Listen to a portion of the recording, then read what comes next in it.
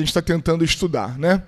O segundo tema que nós separamos aqui e que a gente vai pincelar rapidamente para chegarmos ao terceiro, que é muito importante, chama repercussões do outro lado, né? Então entendemos até aqui o que é a morte, como se processa a separação da alma e do corpo e quais são as variações de indivíduo para indivíduo que caracterizam esse momento. E agora a gente vai ver, ao chegar no mundo espiritual, o que tem caracterizado, né, esse momento do espírito desencarnado. Aí Emmanuel, que sempre vai prefaciar os livros, né, de André Luiz, porque é o diretor do projeto aí, através de Chico, ele fala do objetivo de André Luiz ao escrever o que escreveu.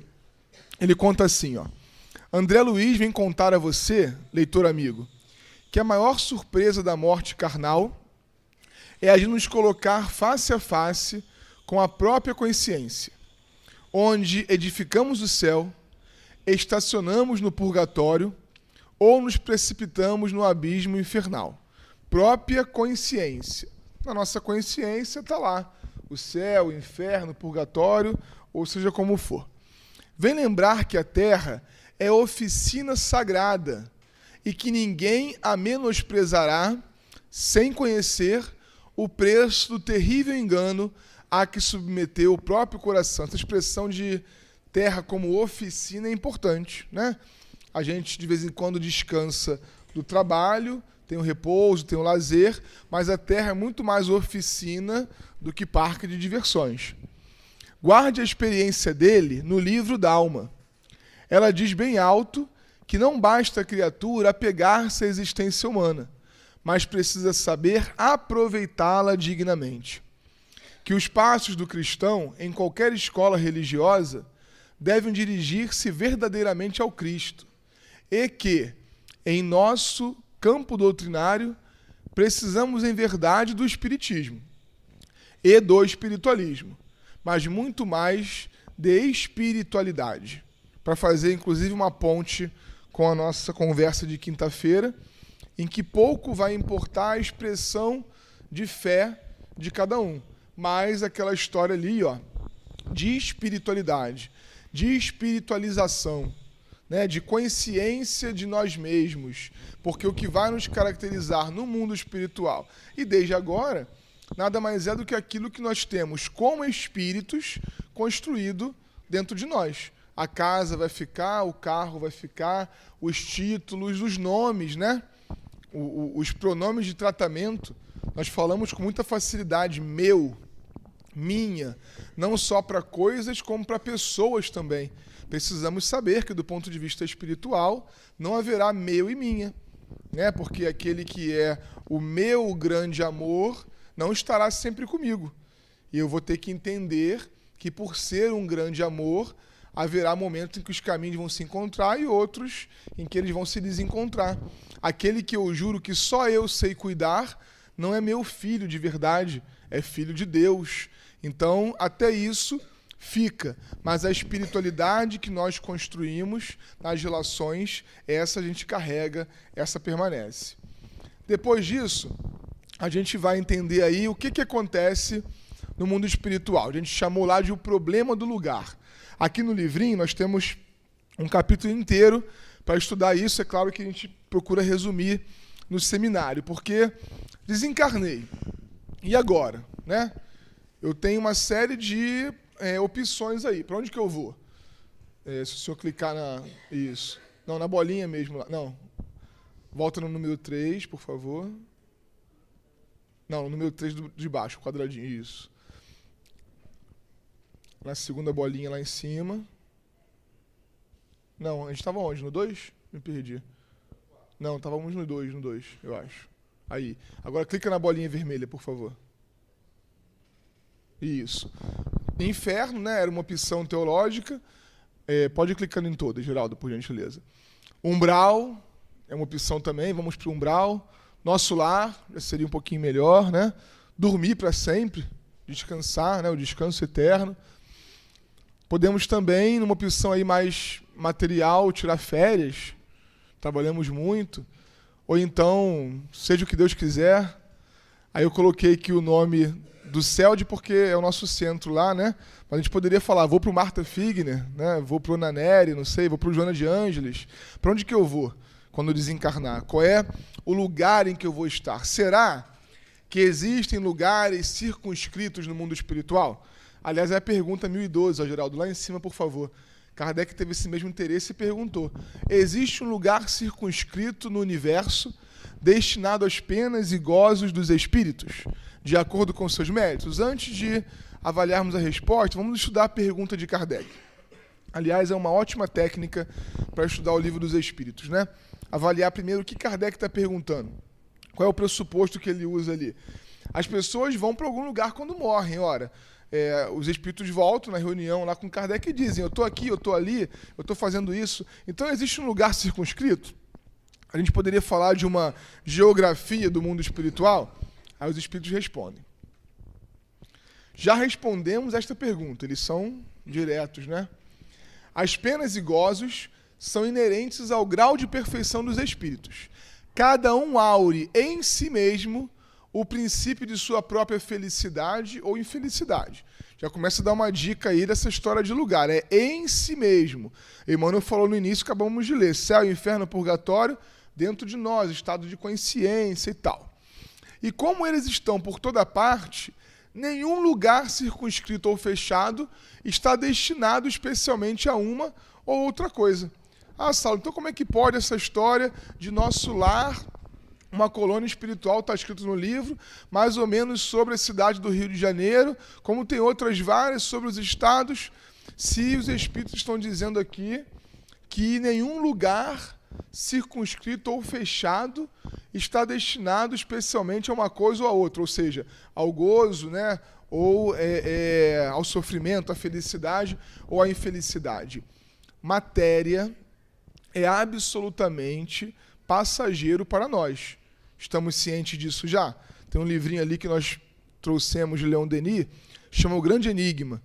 Ele fala nesse livro algo que, do ponto de vista filosófico, tem uma aplicação muito grande na nossa vida diária. Ele diz que a matéria não tem existência real. Parece meio complicado assim, filosofia demais. Ele diz, olha só, como que uma coisa que hoje existe e amanhã vai passar, tem existência real? Ele diz que a matéria não é. A matéria está. O espírito é. A frase que ele cunha ali é a seguinte: só tem existência real o que existir para sempre. Deus é eterno, lembra? Não tem início, nem nunca terá fim. É o incriado.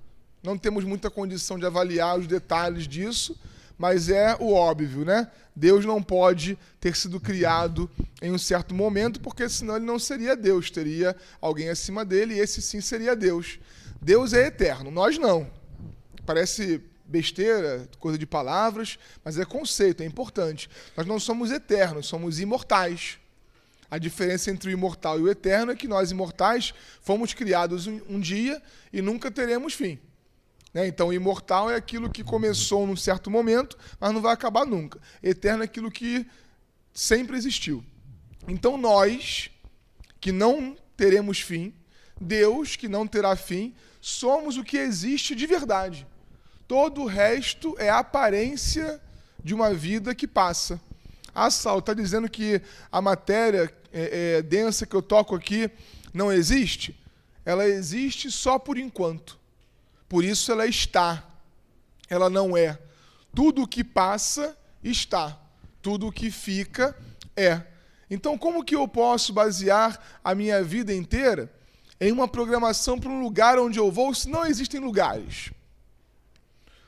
Não existem lugares. Existe a felicidade ou a infelicidade que eu construo desde já dentro de mim. Então, conforme as experiências me fazem sentir certas coisas e me desenvolver num certo sentido, eu sou mais feliz. A prova real disso é que existem pessoas que têm beleza, riqueza, fama e são infelizes. Eu assisti uma vez uma entrevista de uma grande apresentadora aí de televisão e perguntaram para ela: você é feliz? Ela falou: olha, eu achava que eu era.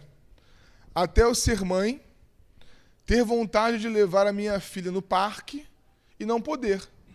Eu tenho dinheiro para construir um parque na minha casa para ela, mas eu não tenho liberdade para ir ao parque e ela brincar com outras crianças. Eu posso contratar crianças para brincar com ela, mas não vai ser a mesma coisa do que levá-la num parque domingo à tarde. Eu não sou feliz porque eu não tenho liberdade. Sempre vai faltar alguma coisa se a felicidade estiver baseada em questões que estão, que não são.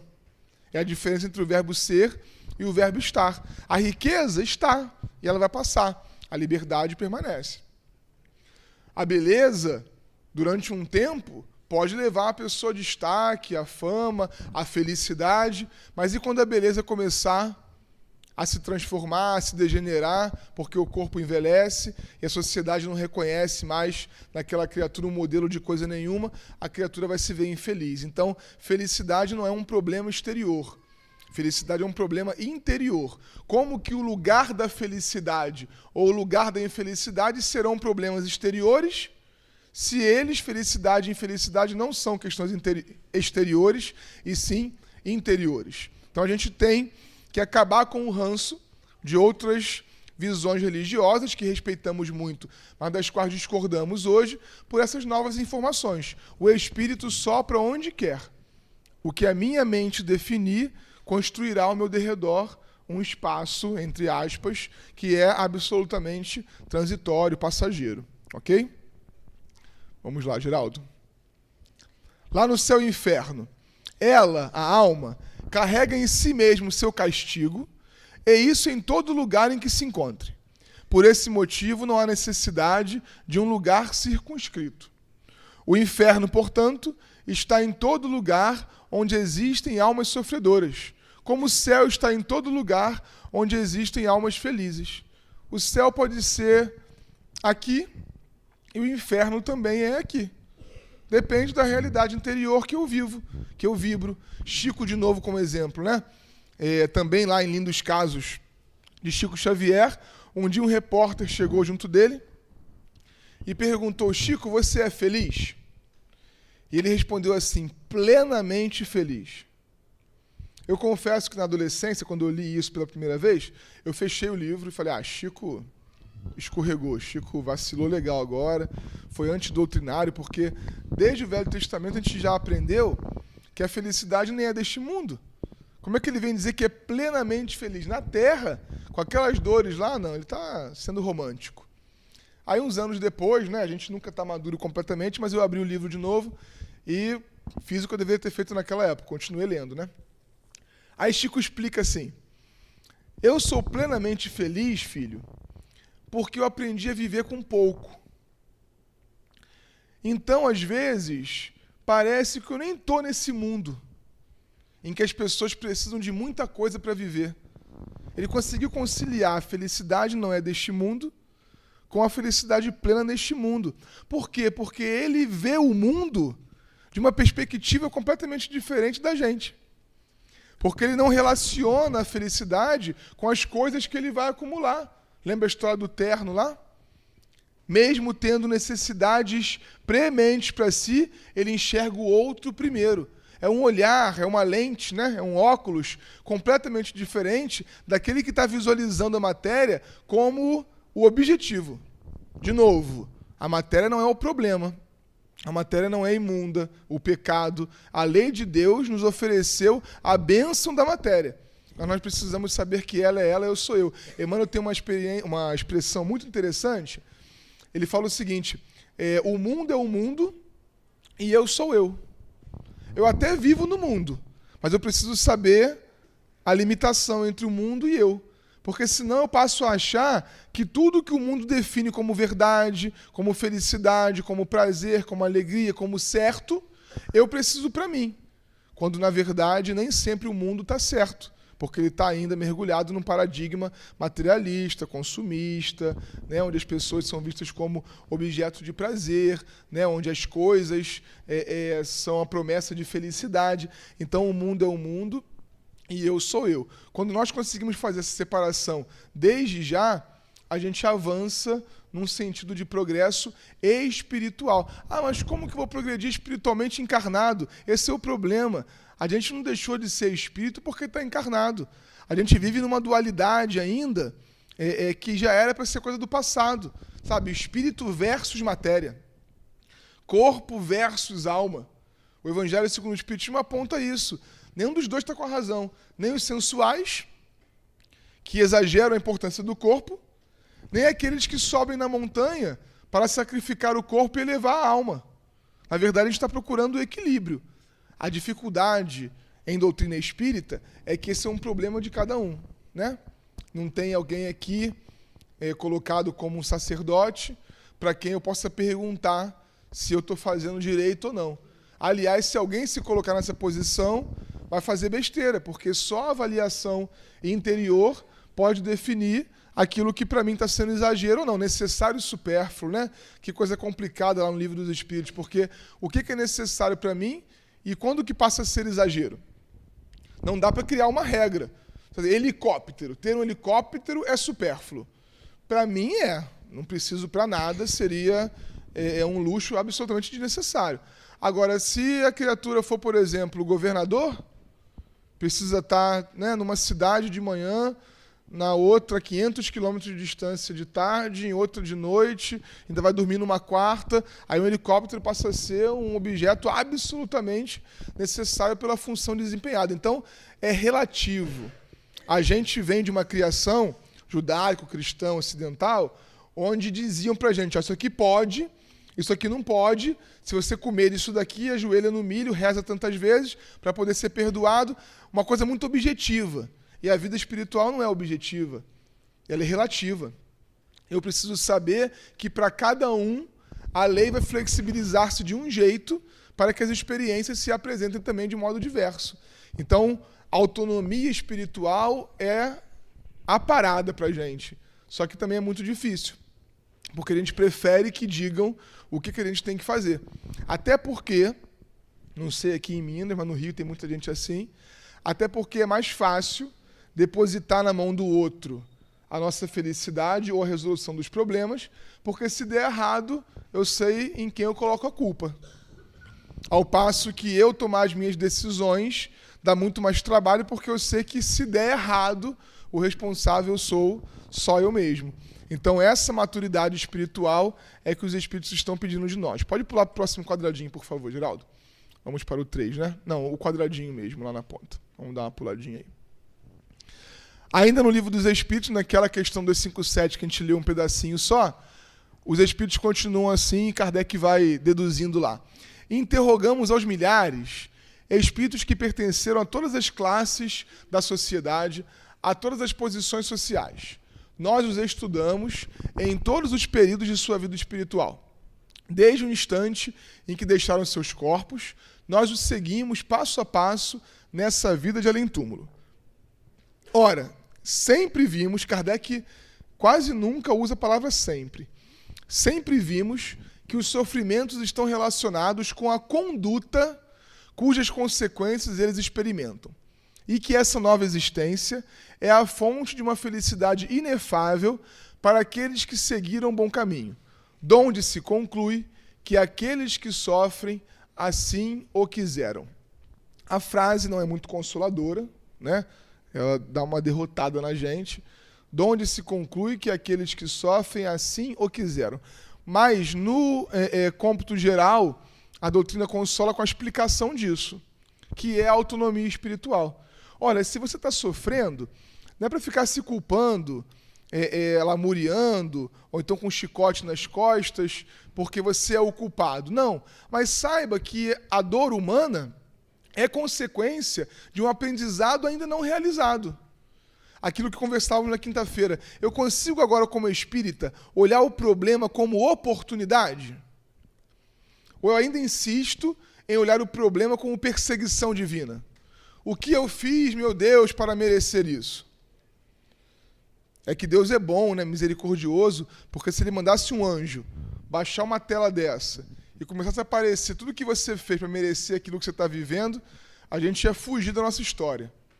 Na verdade, nós vivemos provas ou expiações que são absolutamente necessárias ao progresso. Agora, se eu me vejo no espelho como um corpo, eu acho que Deus é mau. Por quê? Porque eu fui desprivilegiado. O outro tem e eu não tenho. O outro é e eu não sou. O outro consegue e eu não. Agora, se eu enxergo como espírito, aí eu falo, não, peraí, mas o que essa experiência está querendo me mostrar? O que isso que repetidamente acontece na minha vida está querendo evidenciar para mim? Às vezes a gente fica numa posição cristalizada e não consegue ver o que a vida está nos apresentando. O nosso amigo perguntava ali sobre as histórias que nós contamos na quinta-feira, se eram verdade ou não. Vou contar mais uma que é realidade. Eu expliquei para ele que às vezes a gente conta umas parábolas mesmo, né, para didatizar, mas não foi o caso de nenhuma daquelas. Como dessa também. Eu conheci certa vez uma pessoa, não vou dizer amigo porque nós não tivemos uma relação assim muito próxima, mas trabalhamos juntos e ele queria ser pai, casado já há alguns anos, a esposa queria ser mãe, mas ele relacionava sempre o momento de terem filhos com um concurso que ele prestava já há alguns anos e para o qual ele nunca conseguia passar. Então ele dizia, eu só posso ser pai porque ser pai é muito caro e tal, depois que eu passar naquele concurso ali, que eu vou ter um bom salário e tal. Julgamentos à parte, né, a gente pode concordar ou não, esse era o programa de vida dele. Mas ele se incomodava muito porque trabalhando, né, com um professor 3 turnos por dia, ele nunca conseguia parar para estudar o suficiente para um concurso daquele. Mas ele queria tanto, isso era uma meta tão objetiva para ele, que ele juntou dinheiro, né, fez umas economias e juntou dinheiro para ficar sem trabalhar por 2 anos, de acordo lá com o padrão de vida deles. E foi estudar. Se matriculou num curso preparatório para aquele concurso, passou, conseguiu entrar na instituição que ele queria. Naturalmente, nós deixamos de trabalhar juntos, né, porque ele pediu demissão para estudar. Depois eu fiquei sabendo por outro colega que ele tinha passado e nos perdemos assim na vida.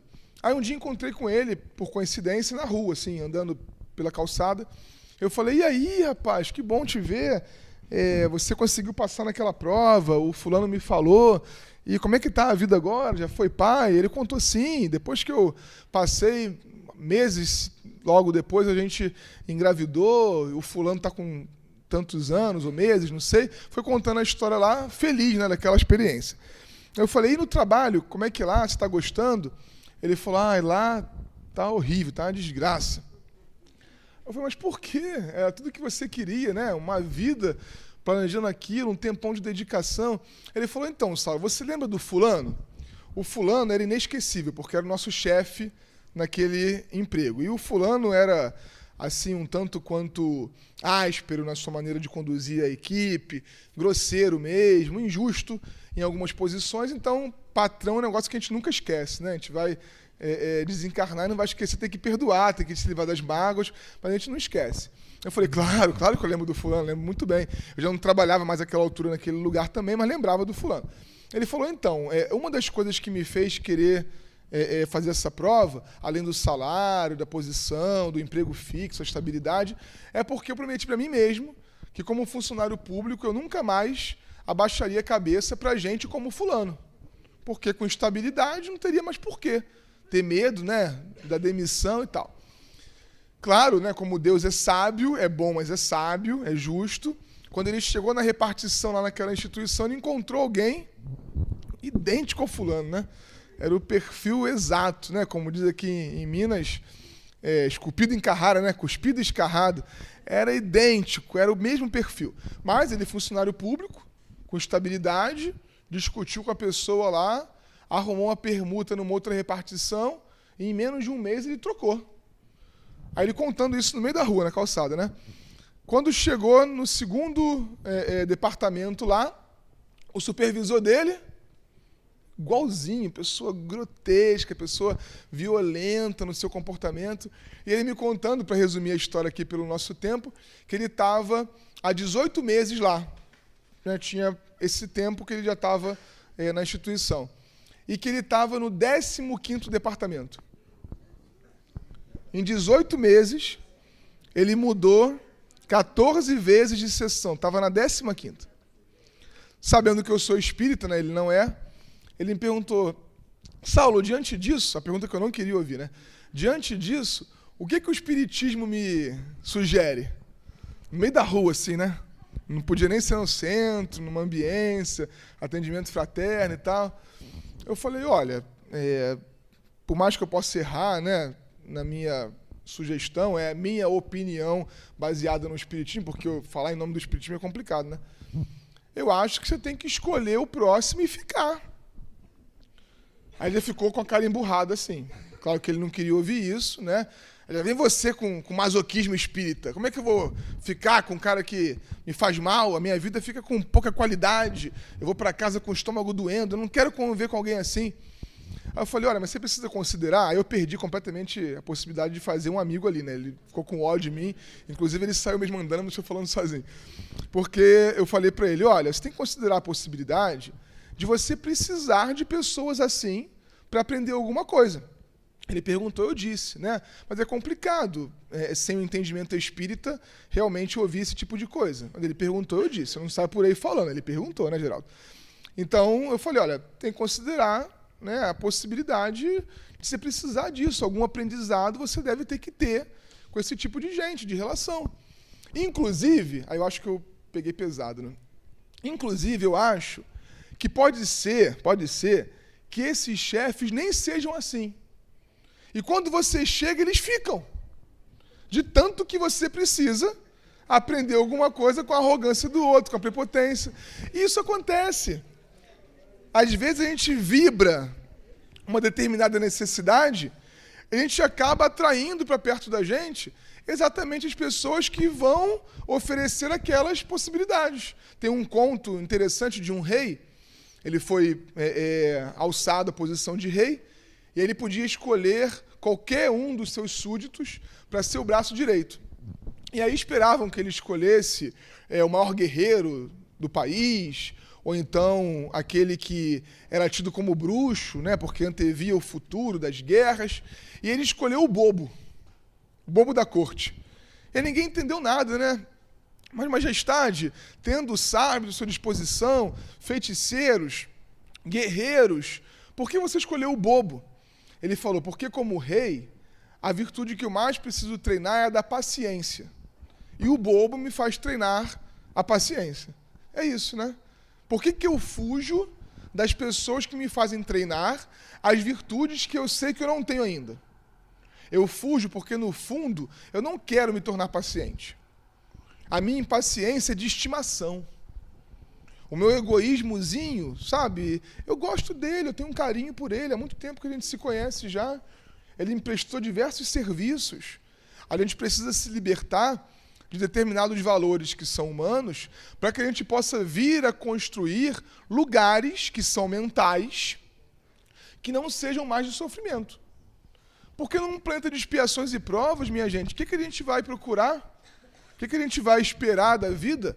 A não ser determinadas dores, vicissitudes. Agora, o que eu faço dessas dores é que é o grande barato.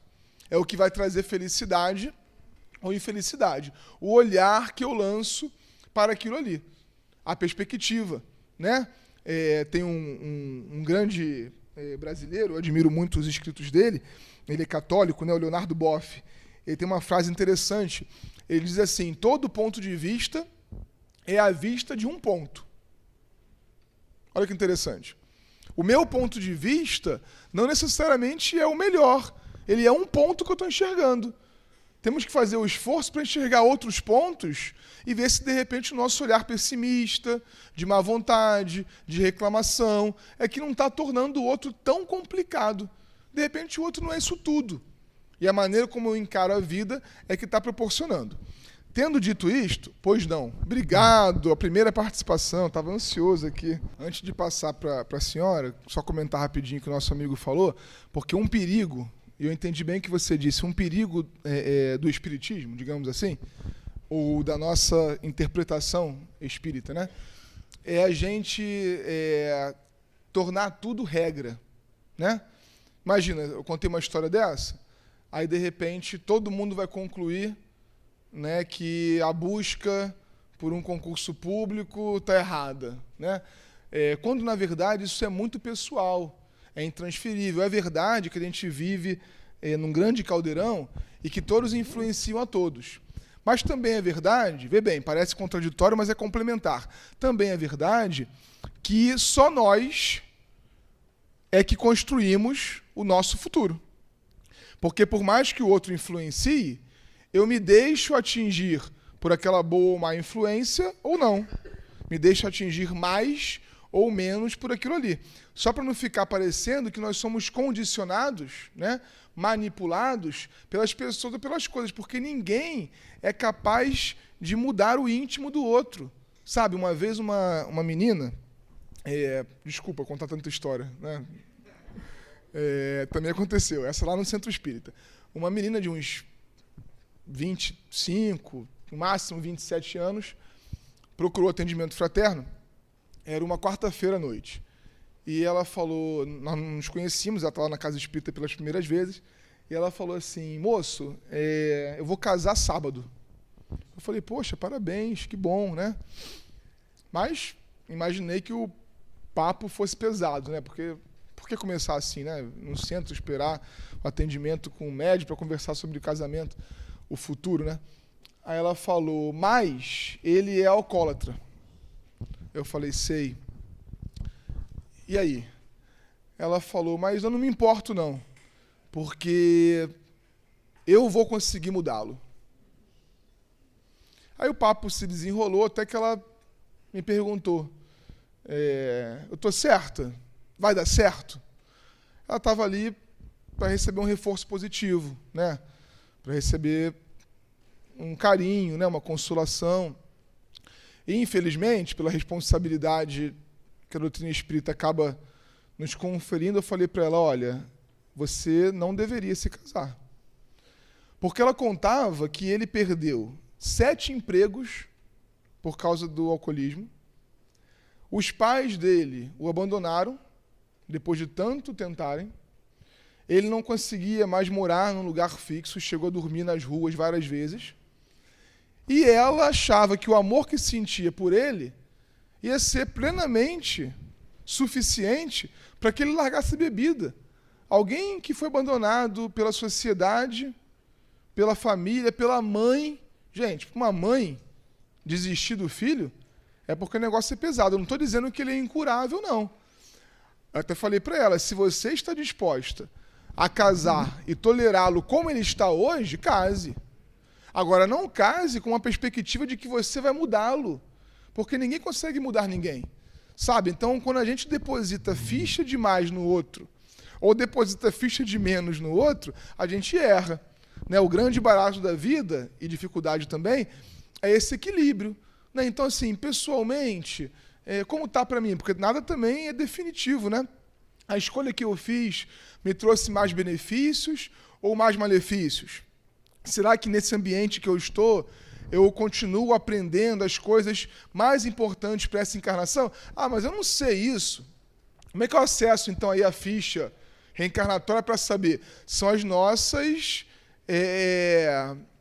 vivências, nossas necessidades, né? Aquilo que nós trazemos de inato. Eu me reconheço impaciente. Eu estou num bom lugar para treinar a paciência? Ou eu estou apreendendo desse lugar as experiências que podem me tornar paciente? Porque não é bem, né, o lugar onde eu estou, porque lugares nem existem. É aquilo que eu estou desenvolvendo a partir do lugar em que eu estou temporariamente, né? Para a gente não achar que tem regra. Ontem eu estava lá com os jovens, aí uma menina, numa pergunta muito semelhante à deixa do nosso companheiro ali, falou, Saulo, eu tive 3 namorados e era só gente ruim. Será que está escrito na minha ficha reencarnatória que eu tenho que casar com alguém ruim assim? Fica parecendo um negócio fatal, sabe? Se só apareceu na minha vida gente assim, então o próximo eu vou levar para casa logo, porque é isso que eu tenho que... Não necessariamente. Planejamento reencarnatório começa no plano espiritual e continua na Terra, porque chama livre-arbítrio. Então, se eu olhei para o outro, nesse mesmo atendimento fraterno, uma senhora sentou do meu lado uma vez e falou, meu filho, eu preciso de uma dica para suportar meu casamento.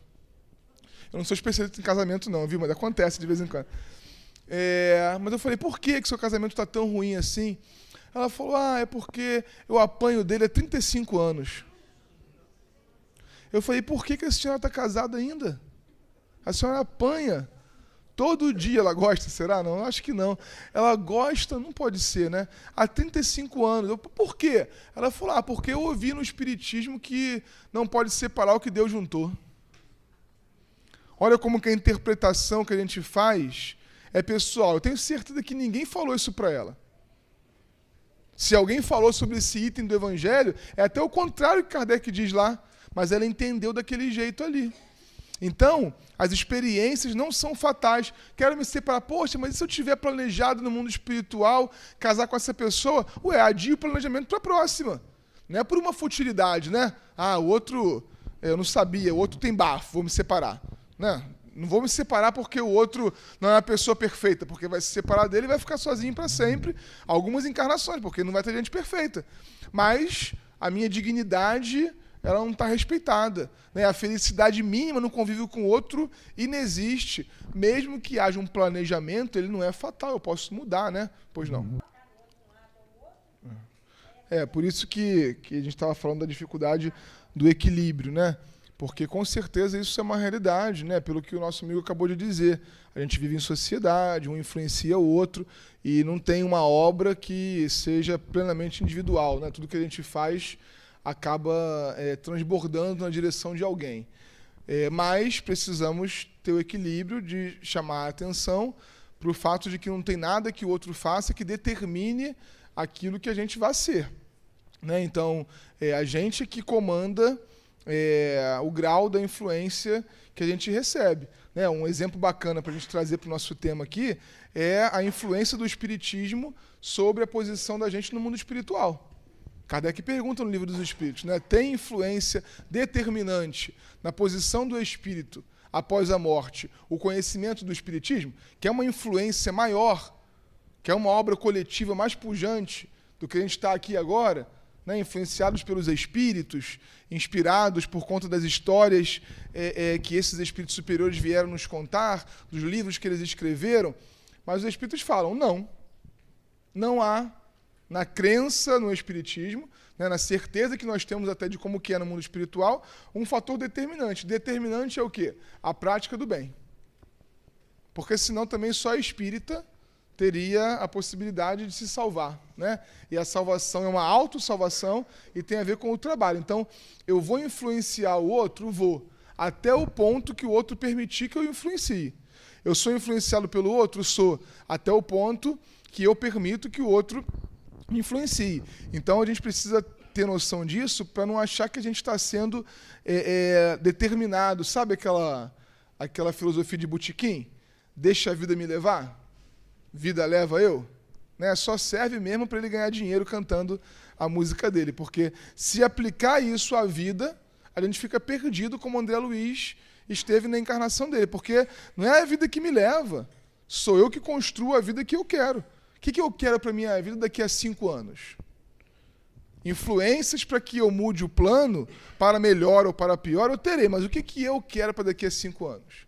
O que eu quero para daqui a 10? Como agora eu sei que sou espírito imortal, como eu quero estar daqui a 100 anos? Numa outra encarnação, depois de ter passado pelo mundo espiritual. Nós precisamos desejar.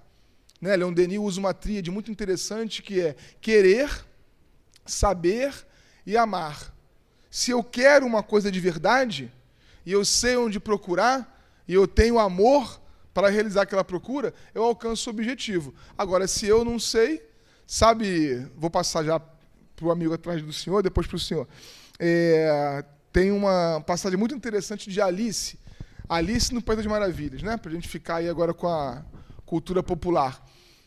Não sei se vocês lembram do diálogo da Alice com o gato de botas. Ela está naquela procura por não se sabe muito bem o quê, e ela encontra com o gato no alto da árvore. Né? E ela para pedir informação, como a gente faz, né? Ou fazia antes do GPS. Né? Aí ela parou lá e perguntou para ele, senhor gato, naquela respiração incontida, cansada já, o que eu faço? Para onde que é? E o gato não respondeu a ela. Ele perguntou, o que você deseja? Aí ela se irritou, porque ela não sabia, né? Ela estava procurando, ela parou ali na expectativa de que ele dissesse para ela como fazer. Ele pergunta para ela o que ela quer. Ela, não sei, eu estou perdida. Me diga o senhor para onde que é. Aí ele não responde para ela e fala uma frase que eu acho muito legal. Para quem não sabe para onde ir, qualquer caminho serve. Vai por aí, ué. Vai para a direita, para a esquerda, volta. Se você não sabe o que você quer, se você não tem um plano, tanto faz, não importa. Oi?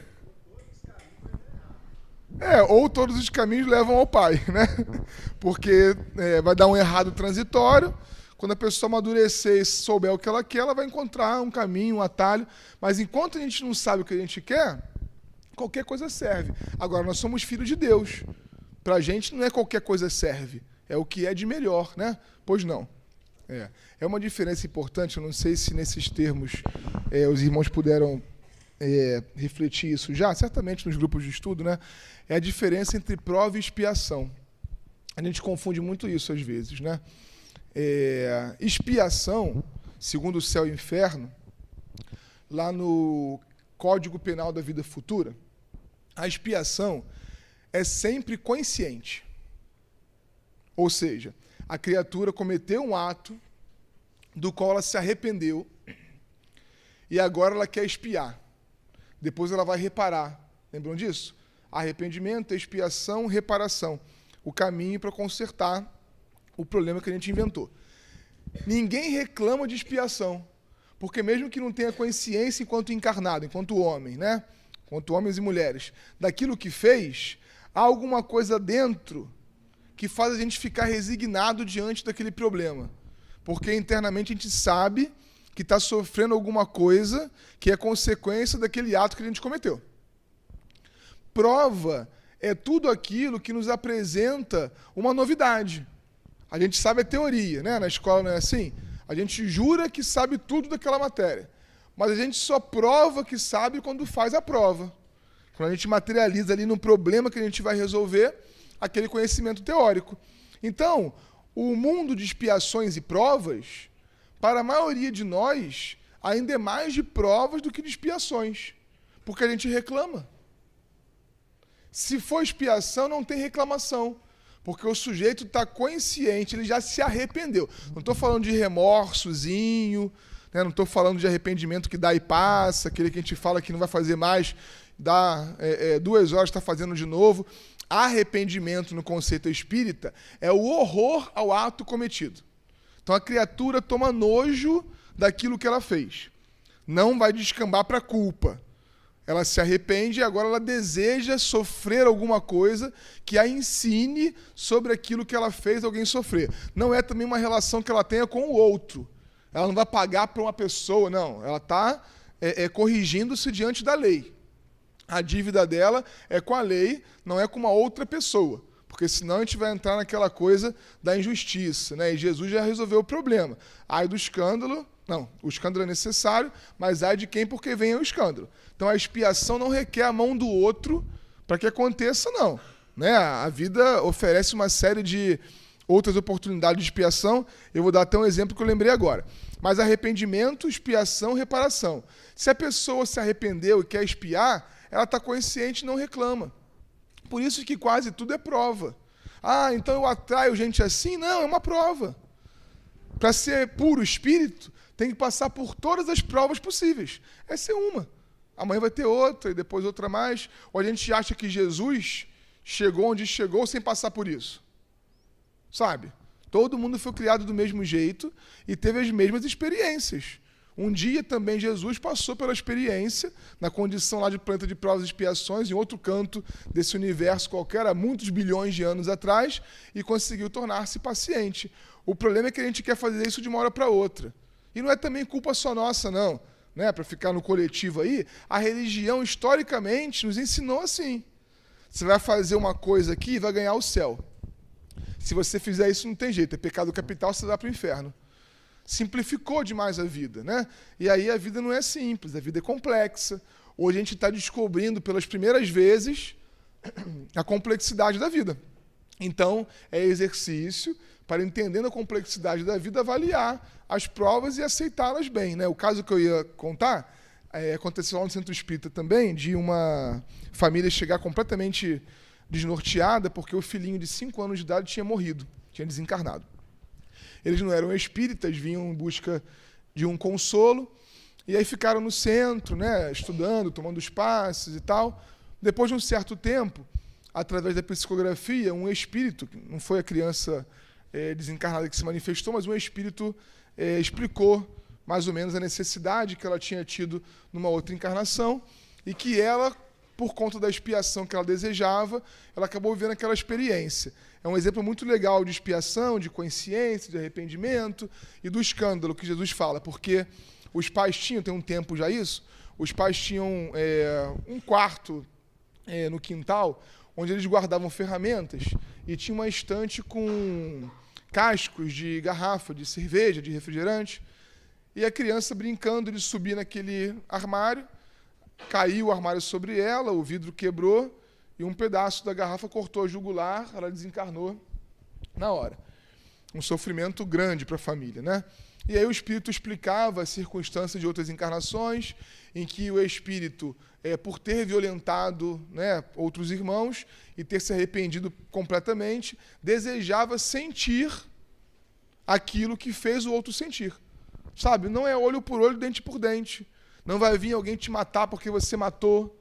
Sabe? Não vai pegar uma bala perdida necessariamente. Às vezes, brincando na garagem, acontece. E o mais interessante da comunicação é que dizia que os espíritos superiores auxiliaram a criança a subir na estante.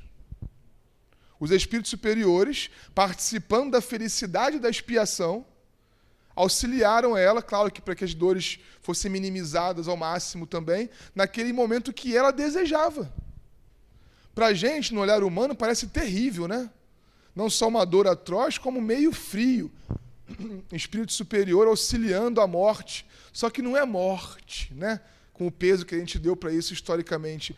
É uma desencarnaçãozinha que vai no campo da consciência daquele espírito livrá-la de uma série de lembranças e de males que ela perpetrou e que com aquela questão ali ela resolve. Expiação. O espírito estava bem no mundo espiritual, resolvido, feliz, planejando uma próxima encarnação em que ele teria uma vida longa e realizaria um trabalho para reparação, que é o último trecho lá dos trechos que Kardec fala. Então, ter o cuidado de diferenciar expiação e prova também auxilia na hora de encarar a desencarnação como algo muito natural, né? Muito simples. Pois não.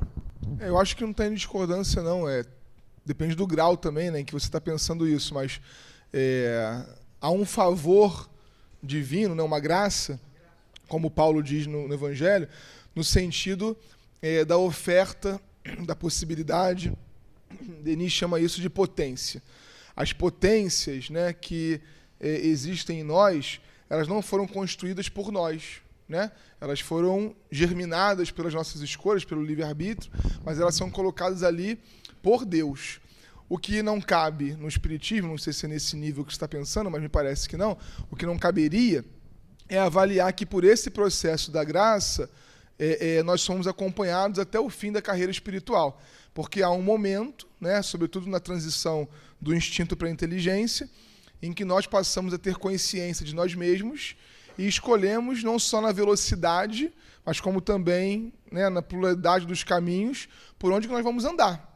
Então, dois espíritos criados no mesmo momento não necessariamente chegarão à pureza espiritual no mesmo momento. Se a dádiva fosse, né, se o favor divino, a graça, fosse o impulso principal da evolução, do progresso, todos chegariam ao mesmo tempo, né, ou todos seriam muito parecidos. Mas Deus nos cria absolutamente iguais na diferença. Né? Os caminhos percorridos pelo princípio espiritual são tão diversos que quando a gente se torna espírito, né, o Kardec chama de individualização do espírito, a gente é absolutamente diferente do outro. Então, assim, o que teologicamente faz muita diferença para a gente que entende do ponto de vista espírita é que, por exemplo, a chegada no mundo espiritual, né, as experiências familiares, sociais, não são explicadas pela graça, porque senão fica com ar de injustiça. Né? Alguém nasceu sem os 2 braços, as 2 pernas, cego, surdo e mudo, e eu, graças a Deus, estou aqui assim. sabe, né? Deus acaba me amando um pouco mais do que aquele irmão. Então aí entra a reencarnação, aí entra livre-arbítrio, aí entra prova e expiação, para explicar a aparente injustiça, que só pode ser injustiça na aparência, porque com um olhar para o passado, a gente consegue ver a justiça daquilo. Mas talvez a sua percepção de que haja um versus aí, né, dádiva versus livre-arbítrio, né, o progresso versus a graça divina, talvez seja mais pelas escolhas dos extremos que a gente acaba fazendo. Né? O livre-arbítrio é lei de Deus, mas as potências que foram colocadas em nós também são. Agora, a importância que cada uma dessas potências tem na história do espírito é que me parece que muda de grau. Né? Kardec é muito ousado na Gênese, quando ele muda o olhar para a questão do instinto, da inteligência, em relação ao do livro dos Espíritos. Não sei se todos pensam assim, concordam comigo, mas Kardec muda de opinião. A maneira como ele trabalha instinto e inteligência no livro dos Espíritos é uma, e na Gênese é outra. Mais informações, mais revelações, mais progresso da ciência também. E lá ele diz que o instinto é um guia mais seguro. Porque o animal, por aquele exemplo que nós demos, inclusive, ele não erra. O que é um instinto para Kardec na Gênese? É uma força exterior, superior àqueles seres, que o guia com segurança. Né? Então não tem animal passando frio, fome, sede, porque o instinto guia com segurança. Forças espirituais que o guiam com segurança. Quando o princípio espiritual se individualiza no espírito, passa a ter consciência de si mesmo, livre-arbítrio, uma certa autonomia, né, que a inteligência dá, agora ele escolhe, por exemplo, não caçar, mas roubar a caça do outro.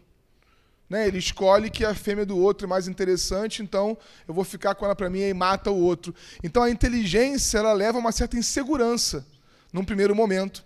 Por quê? Porque a pessoa agora pode resolver por si mesma e ela ainda é um tanto ignorante. Mas não é porque Deus fez a graça de me criar, e Ele me criou ignorante, que eu permanecerei na ignorância para sempre.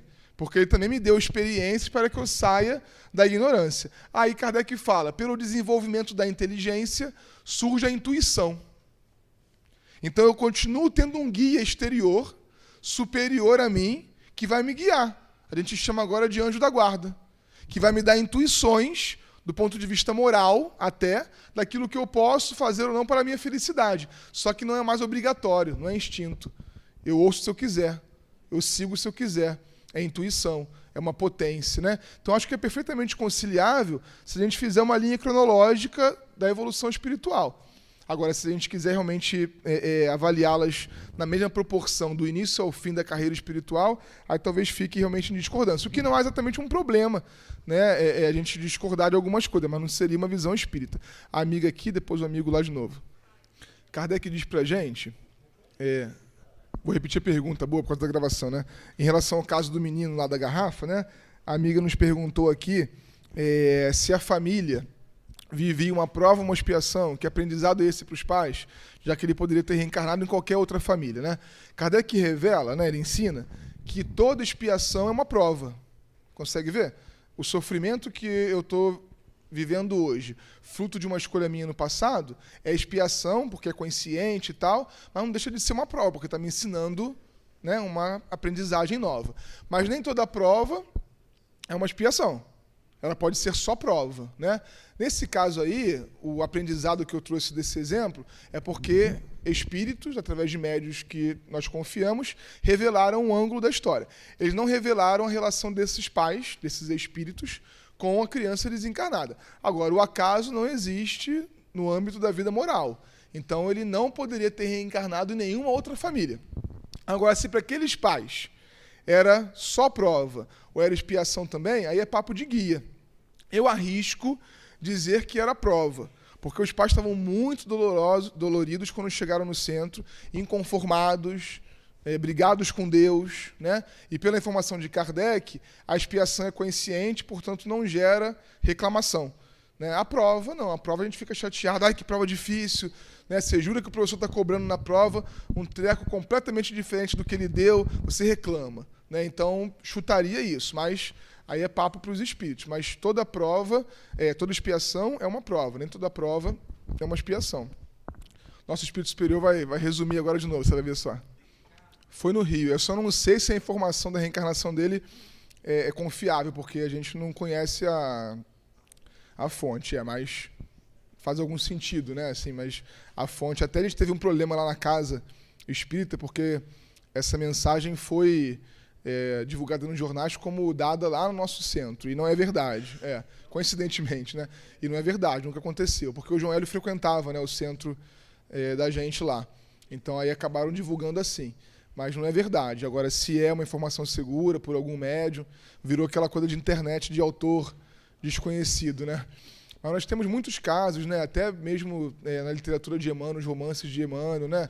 De pessoas que eles encarnam lá pelas mãos daquelas pessoas orgulhosas, debaixo das bigas, e que depois vêm. Só a gente fugir do olho por olho, dente por dente, que é importante, né? Não achar que é uma coisa assim fatal, né? Vamos passar aqui ao tema final, então, lá no número 3, Geraldo, por favor. Agora ali no losangozinho, o 3 acima, mas assim, isso. Que é para a gente concluir a questão da desencarnação com a parte que nos parece mais importante. Não é para cortar a participação, não, tá? Só para a gente mergulhar aqui e voltar à participação. Quais seriam as precauções do encarnado? Porque de que vale falar de morte para quem está encarnado? Qual é o objetivo prático da doutrina espírita em conversar conosco sobre a questão da morte? A gente vai ver uma primeira colocação de André Luiz, agora lá em Nosso Lar. Ele fala: a vida não cessa, a vida é fonte eterna e a morte é o jogo escuro das ilusões. O grande rio tem seu trajeto antes do mar imenso. Copiando da expressão, a alma percorre igualmente caminhos variados e etapas diversas, também recebe afluentes de conhecimentos aqui e ali, avoluma-se em expressão e purifica-se em qualidade, antes de encontrar o oceano eterno da sabedoria. Cerrar os olhos carnais constitui operação demasiadamente simples, né? Morrer é simples. Permutar a roupagem física não decide o problema fundamental da iluminação. Como a troca de vestidos, nada tem que ver com as soluções profundas do destino e do ser. Ó caminhos das almas, misteriosos caminhos do coração, é mister percorrer-vos, antes de tentar a suprema equação da vida eterna. É indispensável viver o vosso drama, conhecer-vos detalhe a detalhe, no longo processo do aperfeiçoamento espiritual. Então, só para a gente entender a prática desse papo aí, porque morrer mesmo é uma coisa muito simples, vai acontecer, é orgânico, né? Os órgãos vão cessar. Mas, e essa equação da vida eterna, né? E o detalhe a detalhe do processo de aperfeiçoamento espiritual, como que isso interfere a nossa condição no mundo dos espíritos. Aí nós temos um texto aqui, que nós queremos pedir licença para usar, fazendo assim a ressalva de que há uma série de apontamentos que o irmão X faz nesse texto, que a gente vai avaliar de acordo com a nossa necessidade, condição, livre-arbítrio, escolha, tá? Porque às vezes pode ficar parecendo que as observações deles são assim para nos ameaçar, né? Não é não, a gente tem que se sentir consolado por ter informações adiantadas, né? A primeira vez que eu li aquele livro Voltei, não sei quantos já leram, de Irmão Jacó, né? Na verdade, Frederico Figner, eu me senti um pouco ameaçado. Eu falei, meu Deus, se o homem que tem um currículo desse desencarnou e ficou nessa situação, que dirá o Saulo, né? Mas não é assim que a gente tem que se sentir. A gente deve mudar o sentimento para ter a esperança de que, tendo uma informação renovada, a gente consiga mais rapidamente. Estou fazendo essa introdução porque ele fala de umas coisas meio pesadinhas aqui e que nem sempre a gente consegue fácil, né? Olha só, ele vendo a vida do lado de lá. Chama Treino para a Morte, essa página que está lá em Cartas e Crônicas. Preliminarmente, admito deva referir-me aos nossos antigos maus hábitos. A cristalização deles aqui é uma praga tiranizante. Passa o cursor, por favor, Geraldo, em cima de cristalização, que eu acho que vai ficar didático. Ó, cristalizar significa manter ou ficar parado em determinado estado. Então ele está dizendo que os maus hábitos aqui da Terra, quando nós desencarnamos, ficam lá no mesmo estado, do mesmo jeito. cristalizados em nós. E que isso tem sido, pela visão dele lá, uma praga tiranizante. Aí ele começa com os alimentos, vai dando exemplos desses possíveis maus hábitos, né? Comece a renovação de seus costumes pelo prato de cada dia. Diminua gradativamente a volúpia de comer a carne dos animais. O cemitério na barriga é um tormento depois da grande transição. Ele não está dizendo aqui que é espírito inferior, que tem que parar. Ele está falando da volúpia, né? O amor eu me alimento disso, ou isso é a minha vida, e sem isso eu não vou conseguir, é a avaliação que a gente precisa fazer. O lombo de porco ou o bife de vitela, temperados com sal e pimenta, não nos situa muito longe dos nossos antepassados, os tamoios e os caiapós, que se devoravam uns aos outros. É a avaliação do ponto de vista espiritual que ele faz, deixando para a gente se estudar, né? Narcóticos.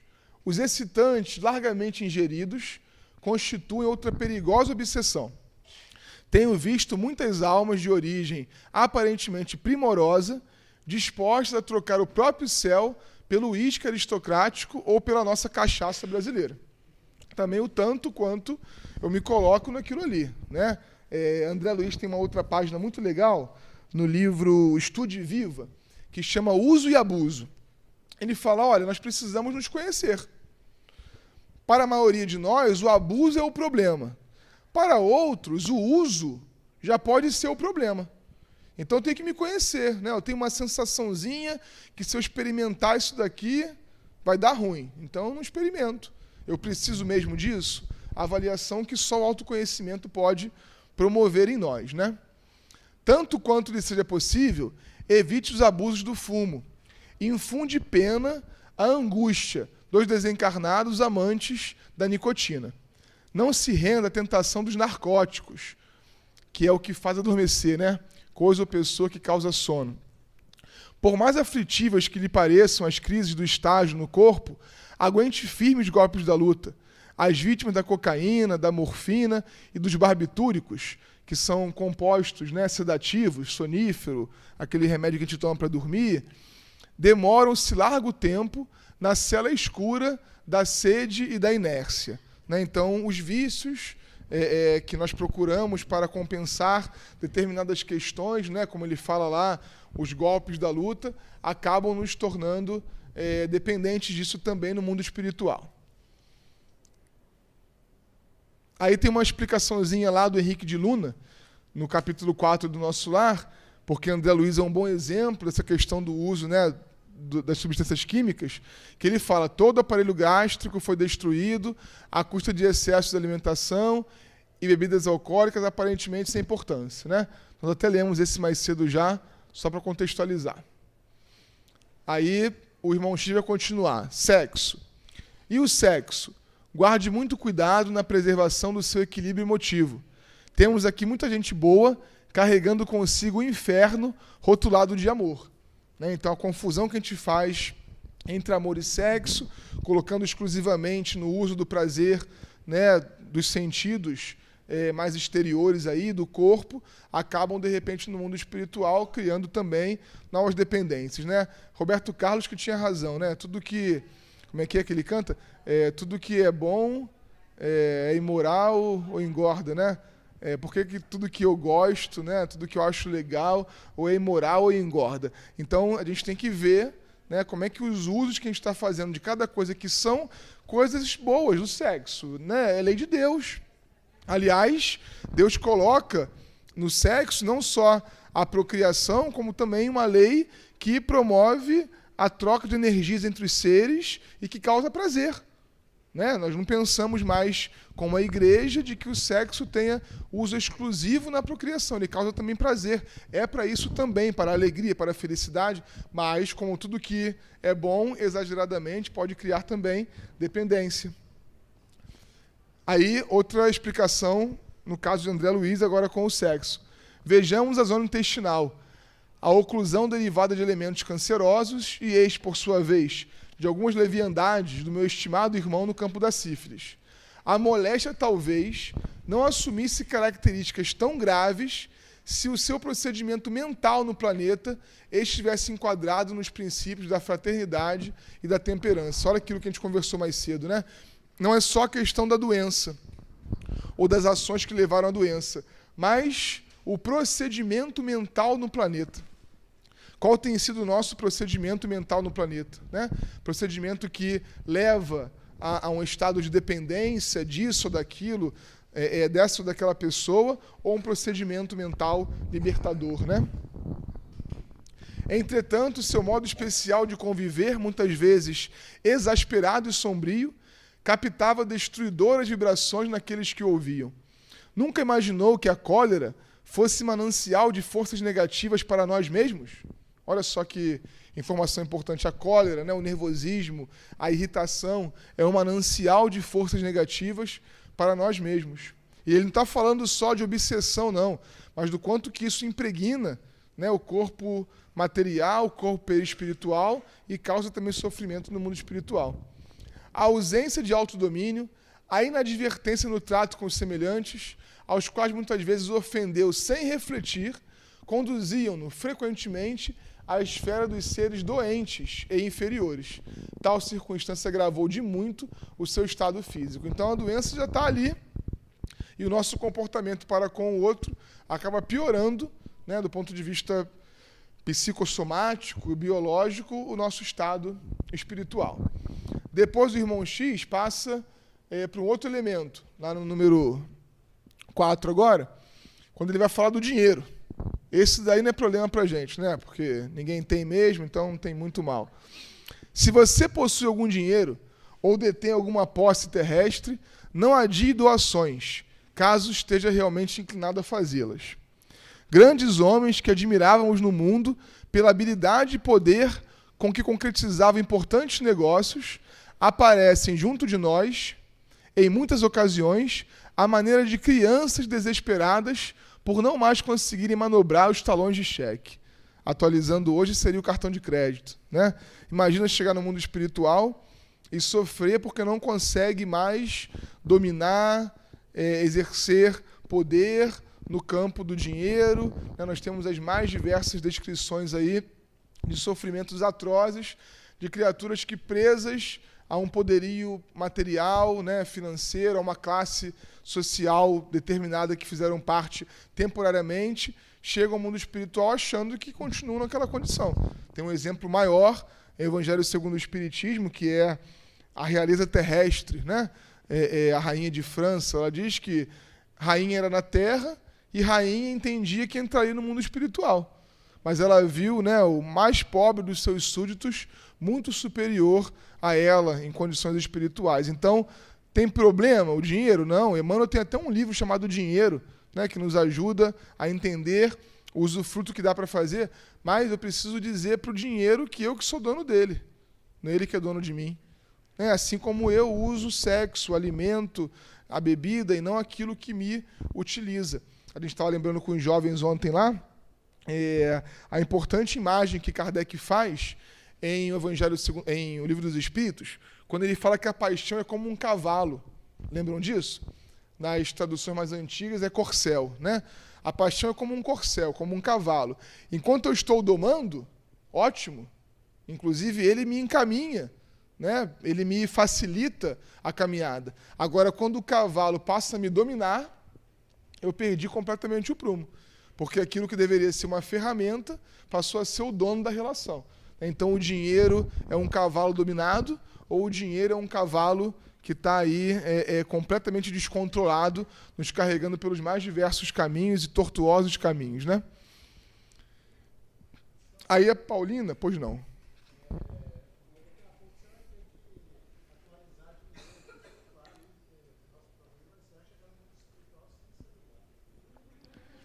Procurando o WhatsApp, né? Imagina. Apesar de imaginarmos que tecnologias melhores até do que essas existam, né?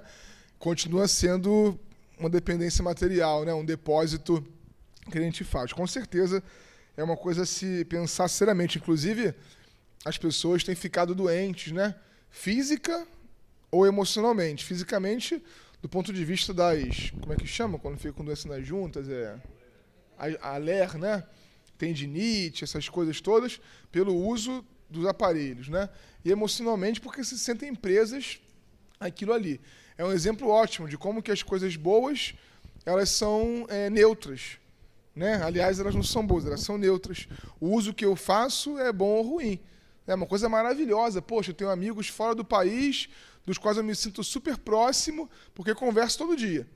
Mas eu também posso ficar dependente daquilo ali e aquilo me fazer um mal profundo. Então, o problema está no grau, né? No uso que eu faço daquilo, não na existência da coisa. Aí a Paulina explica lá no Nosso Lar. Nem sempre sabemos interpretar o que seja benefício, no capítulo da riqueza transitória. Costumamos amealhar o dinheiro por espírito de vaidade e ambição. Querendo viver acima dos outros, não nos lembramos disso, senão nas expressões externas da vida. Então, o dinheiro está sendo uma coisa que está sendo usada por mim para me tornar especial, superior.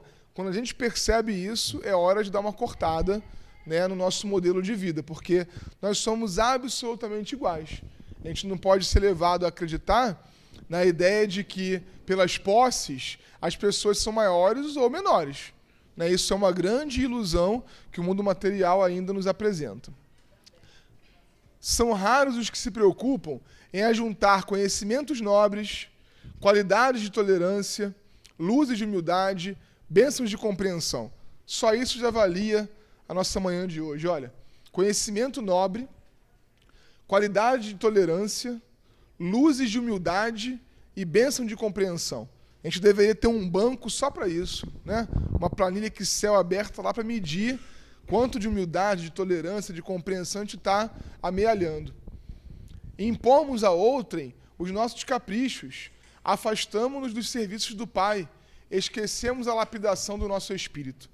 Ninguém nasce no planeta simplesmente para acumular moeda nos cofres ou valores nos bancos, né? Então, o dinheiro aí uma questão complicada a qual a gente precisa dar atenção. Família.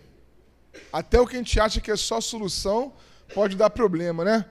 Em família, observe com cautela os testamentos.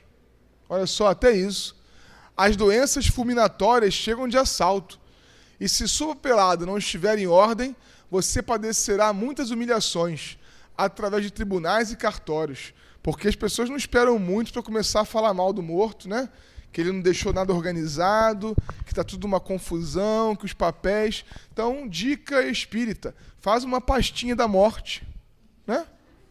Compra na papelaria uma pastinha e coloca ali, mesmo que você precise deixar algum tipo de segredo para onde vai ser guardado aquilo, deixa um caminho para acharem logo a senha do banco, porque se você morrer e ninguém souber a senha do banco, que vão te xingar, né, o que vão falar mal da gente, e a gente sabe, como a obra é coletiva, a gente sabe que isso interfere.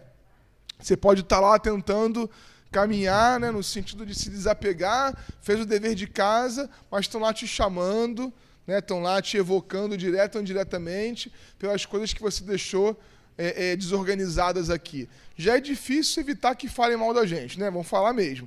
Mas pelo menos o óbvio, que for material, ele está indicando lá, deixa a papelada resolvida para não ter esse problema. Sobretudo, não se apegue demasiado aos laços consanguíneos. Olha só. Ame sua esposa, seus filhos e seus parentes com moderação. Parece até propaganda de cerveja, né? Beba com moderação. Olha só. Parece frio, parece duro. Ame sua esposa, seus filhos e seus parentes com moderação.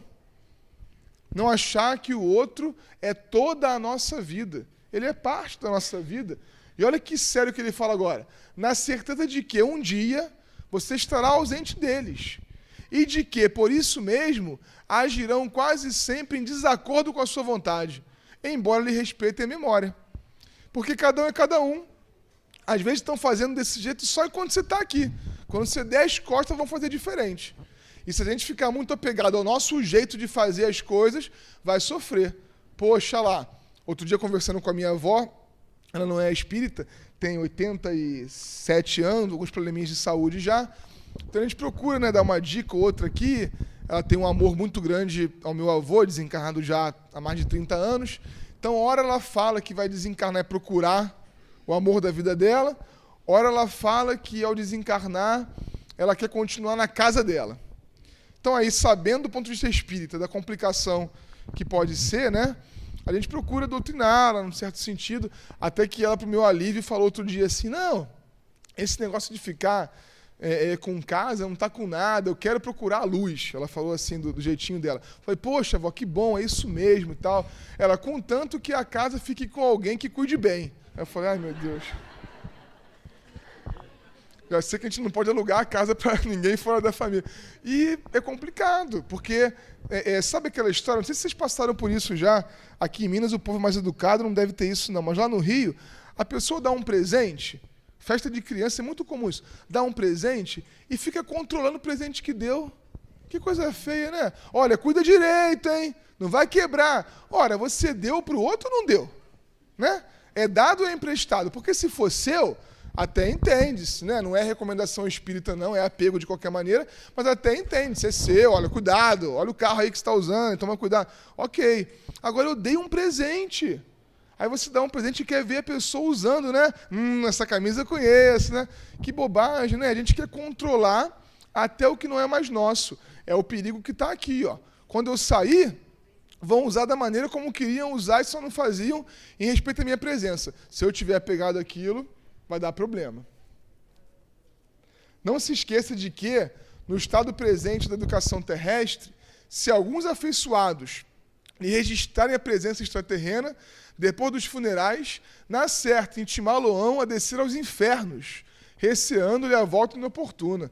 Né? Tem até algumas passagens do Chico aí, né? Tem uma trovinha do Casimiro Cunha, que ele fala isso, né? Na terra chamava meu amor, agora que desencarnou, sai para lá o obsessor. Né?